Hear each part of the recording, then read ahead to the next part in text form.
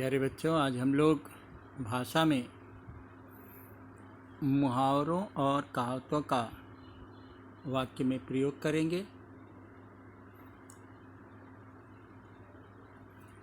आप मुहावरों और कहावतों को यहाँ पढ़ सकते हैं। आँख मिलाना, चिकना घड़ा, लोहे के चने चबाना, ऊँट के मुंह में जीरा, नानी के आगे ननिहाल की बातें, अपना हाथ जगन्नाथ, यथा नाम तथा गुण, घी के दिए जलाना और दिमाग सातवें आसमान पर चढ़ना।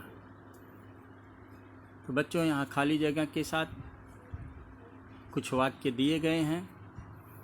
इन खाली जगहों पे आपको इनमें से कहावत या मुहावरों को खाली जगह में योग्य मुहावरा या कहावत भर करके वाक्य को पूरा करके मेरे पास भेजना है।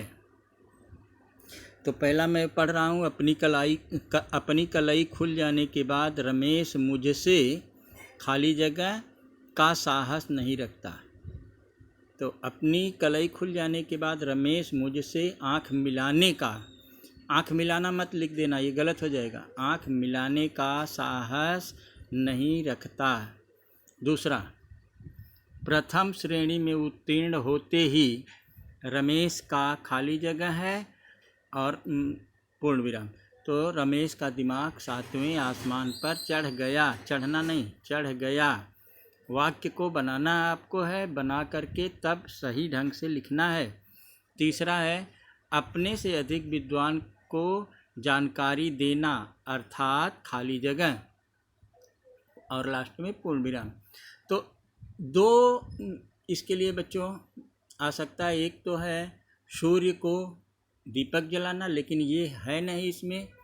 सूर्य के आगे दिया जलाना ये है नहीं। नानी के आगे ननिहाल की बातें, तो ये यहाँ आ जाएगा बच्चों। अपने से अधिक विद्वान को जानकारी देना, अर्थात नानी के आगे ननिहाल की बातें। और चौथा है बच्चों, वह खाली जगह है, उस पर आपकी बात का कोई प्रभाव नहीं पड़ेगा। तो इसका जो है वह चिकना घड़ा है। चिकना घड़ा अर्थात जिसके ऊपर पानी की बूंदें पड़ती हैं तो वो फिसल करके गिर जाती हैं, उस पर उसका कोई प्रभाव नहीं पड़ता। तो वह चिकना घड़ा है, उस पर आपकी बात का कोई प्रभाव नहीं पड़ेगा। पांचवा है बच्चों, आदर्श जैसा नाम वैसा ही आचरण, अर्थात जथा नाम तथा गुण।